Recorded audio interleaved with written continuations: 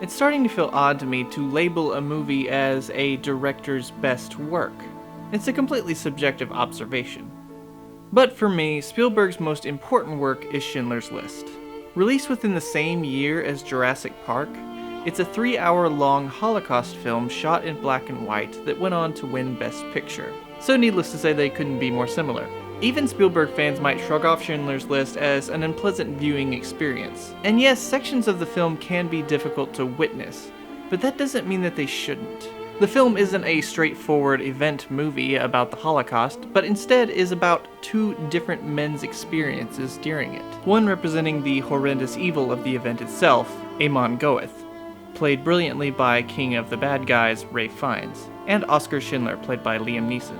Oskar Schindler is a businessman, looking to take advantage of the war for his own benefit. But as he is witness to the events of the Holocaust, he, like the audience, become witness to the atrocities that man is capable of, and is moved to take action.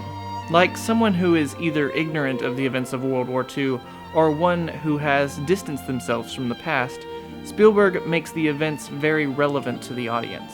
What ultimately separates Schindler from Goeth is that Schindler respects all human life, while Goeth, a sociopath, holds no value in any life.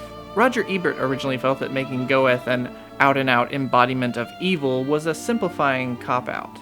But really, Goeth himself represents the madness of the Holocaust itself, an event which cannot possibly be rationalized in any acceptable way. Spielberg also does not sensationalize the violence, but at the same time, using haunting cinematography gives his event the weight that it deserves. Filming the movie in black and white helps us identify with the time and place more because all we have ever known of the events of the Holocaust have been in black and white.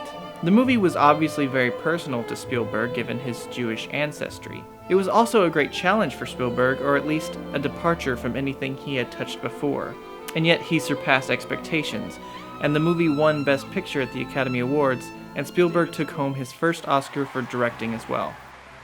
The only movie I've really made that has had the most extraordinary second chance at life is Schindler's List. And when I started the Shoah Foundation to raise awareness about the Holocaust through the testimonies of people that we interviewed who survived the Holocaust. I find myself on the side of championing Schindler's List as one of my favorite Spielberg films. And I'm afraid that given its runtime and its subject matter, it might come off as unapproachable to modern audiences. And saying that this film is important and essential doesn't exactly whet people's appetite for seeing it. But if you're one to appreciate a director's work, or just love to watch great dramas, you owe it to yourself to see it. It's one of the most moving and powerful films I've ever seen, and doesn't deserve to be brushed off as something educational or depressing. You can feel Spielberg putting his heart and his soul into the movie, from the performances to the cinematography to John Williams' haunting score, all which leave an indelible impression that only a master filmmaker could achieve.